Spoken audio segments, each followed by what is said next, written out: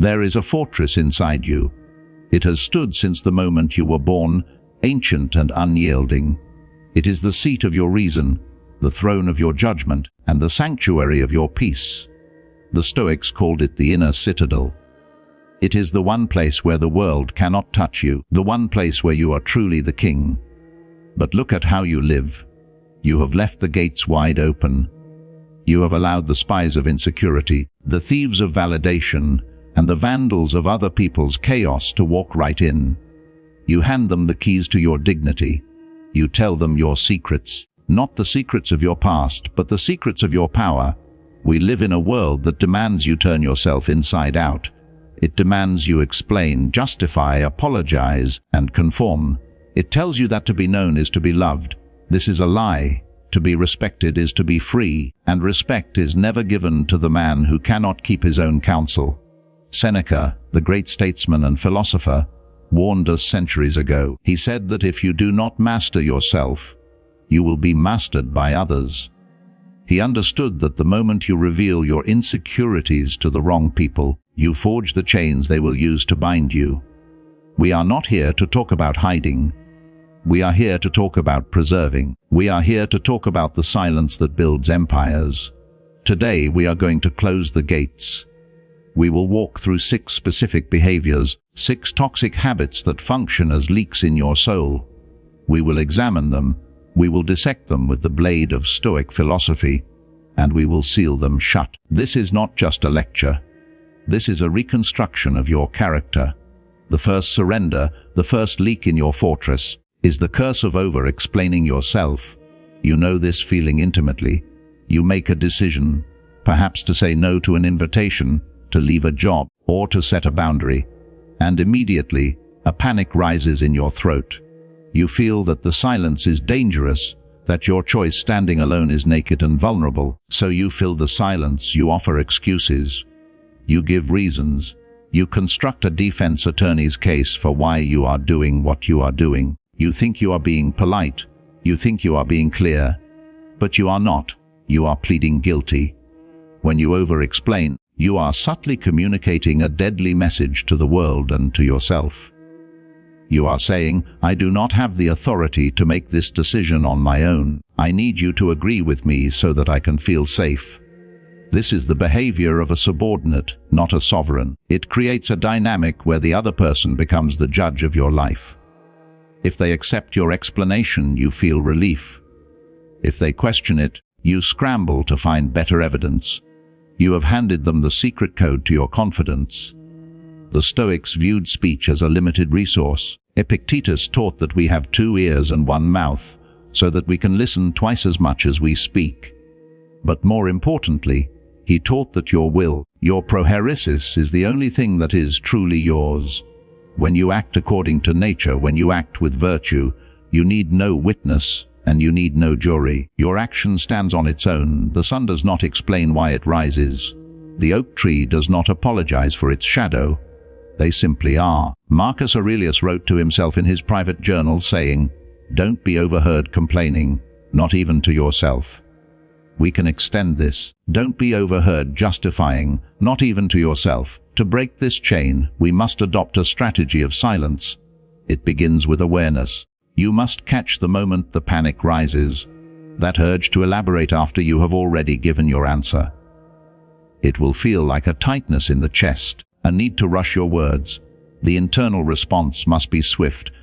You must mentally recite the truth that your ruling faculty is sufficient. Remind yourself that your reason is the highest authority in your life. You do not need a second signature on your permit to exist. The external action is simple but difficult. The next time you make a decision or answer a question, use half the words you intend to use. Say, "No, I cannot attend," and then stop. End the sentence, end the sound. Look them in the eye.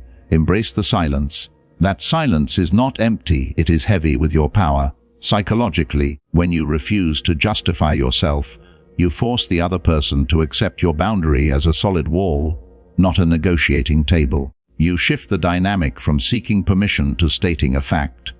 The second way you betray your inner fortress is by seeking constant validation. This is the hunger that can never be fed. You do something good. but it doesn't feel real until someone else sees it. You suffer a hardship, but it doesn't feel valid until someone else pities you. You wear a mask, tailoring your personality, your opinions, and even your morality to fit the room you are standing in. This is not just a bad habit, this is slavery. When you seek validation, you are telling the world that you do not know who you are, and you are begging them to tell you. You are handing the secret blueprint of yourself, worth to strangers, to algorithms, to people who do not love you and do not know you. The Stoic holds a different view. The Stoic believes that the only approval that matters is self-approval, derived from acting in accordance with virtue. Seneca laughed at the idea of seeking the applause of the mob. He asked, "Why are you surprised if they do not understand you?" To be great is to be misunderstood. If your peace depends on the external world agreeing with you, you will be tossed around like a small boat in a hurricane. One compliment lifts you up, one criticism smashes you against the rocks. This is no way to live. This is a life of trembling. We must implement the strategy of the internal scorecard. Notice when you post something, say something, or do something and immediately look for a reaction. Notice the hollow feeling of waiting for the nod. Ask yourself the question Marcus Aurelius would ask: does an emerald lose its quality if it is not praised? Does gold become less valuable if it sits in the dark? No, the value is intrinsic, your worth is intrinsic. To reclaim this, you must perform one act of excellence today that no one will ever see. Fix something, help someone, create something, and tell absolutely no one. By hiding your virtue, you teach your brain that you are the audience. You sever the loop that ties your worth to their eyes. You become self-sufficient. You reclaim the secret of your own value. The third leak is staying silent to keep the peace. We are taught that silence is polite. We are taught not to rock the boat, but there is a difference between the silence of the sage and the silence of the coward. When you hear untruth, when you witness injustice, or when someone crosses a line with you, and you swallow your words to avoid conflict, you are not keeping the peace.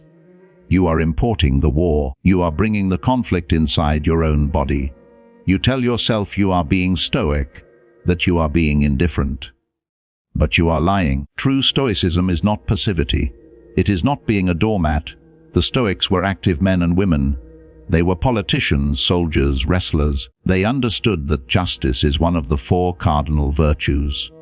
If you allow injustice to stand because you are afraid of an awkward conversation, you are failing in your duty to the Logos. Marcus Aurelius said, "If it is not right, do not do it. If it is not true, do not say it." But the inverse is also true. If it is true, and it must be said, you betray your soul by remaining silent. We must use the strategy of measured truth. Identify the moment you feel the flinch, that instant where you want to speak but fear the reaction. Remind yourself that the discomfort of this moment is temporary, but the rot of cowardice is permanent. Speak the truth, but speak it without emotion. Do not shout, do not attack. Simply state the reality. Say, "I do not agree with that," or "That is not acceptable to me." When you break the silence, you signal to your subconscious that you are worth defending. You teach others how to treat you. You are no longer a secret they can keep. You are a force they must reckon with. The fourth way you reveal your vulnerability is by accepting blame that isn't yours. This is a subtle poison. It happens when you are an empath, a fixer, or a leader. Someone else is unhappy, and you internalize it as your failure. Someone else messes up, and you absorb the responsibility to keep the system moving. You think this makes you strong. You think this makes you reliable. It does not. It makes you a dumping ground for other people's dysfunction. When you accept false blame, you are agreeing to a lie. You are telling the world that you are the cause of their suffering, and in doing so, you rob them of the chance to grow, and you burden yourself with weight you were never meant to carry. Epictetus was ruthless about this. He taught the dichotomy of control. Some things are up to us, some things are not up to us. To take responsibility for what is not yours is just as arrogant as refusing responsibility for what is yours. It is a violation of the natural order. You are trying to play God over someone else's chaos. You must learn to return the stone. Feel the heaviness of the guilt and ask yourself, did I cause this? Did I choose this? Use the Stoic razor to cut the situation in two. This part is mine. That part is theirs. Verbalize the boundary. Say, I can help you fix this, but I am not the cause of this. Refuse to apologize for things you did not do. By rejecting false blame, you clarify your reality. You preserve your energy for the battles that actually belong to you. You stop being the scapegoat and start being the guide. The fifth leak is allowing inconsistency. You say you value punctuality, but you wait for hours for those who do not respect your time. You say you value honesty, but you keep company with liars. You say you value focus, but you let people interrupt you constantly. When you allow inconsistency in your environment, you create inconsistency in your soul. You are telling the world that your standards are merely suggestions. You are revealing a terrible secret, that you can be bargained with, that your self-respect has a price, and that price is low. Musonius Rufus, the teacher of Epictetus, said that philosophy is nothing more than the practice of noble behavior. It is consistency. If you are one way in the morning and another way at night depending on who you are with, you are not a man, you are a reflection. The Stoic strives to be the same man in the palace as he is in the prison. You need the strategy of the velvet rope. Notice where you feel resentment. Resentment is the signal that a standard has been violated and you let it happen. Define the standard. Tell yourself, I do not associate with those who disrespect my time. And then apply consequences. If someone is consistently late, you leave. If someone lies, you distance yourself. You do not need to make a scene. You just need to remove your access. Behavior that is rewarded is repeated. Behavior that is punished or ignored is extinguished. By enforcing your standards, you teach the world how to treat you without saying a word. The final and perhaps most dangerous leak is ignoring your intuition. Deep down, there is a voice. It warns you when a person is dangerous. It nudges you when a job is wrong. It whispers when you are betraying yourself. But you suppress it. You use logic to drown it out. You ask your friends for advice to override it. You tell your secrets to everyone except yourself. The Stoics believed that within every human is a spark of the divine, the daemon. It is your inner genius, your guiding spirit. Marcus Aurelius commanded us to look within. Within is the fountain of good, and it will ever bubble up if you will ever dig. When you ignore this intuition, you are committing spiritual treason. You are trusting the noise of the world over the wisdom of the universe. Every time you override your gut feeling, you weaken the connection to your own nature. You become a stranger in your own house. You must conduct an audit of the gut. Pay attention to the physical sensation. The stomach drops, the hair on the neck stands up, the sudden fatigue. This is data. Trust the signal before you understand the reason. Say to yourself, my body knows something my mind has not yet processed. If the intuition says stop, you stop. You do not need to explain why.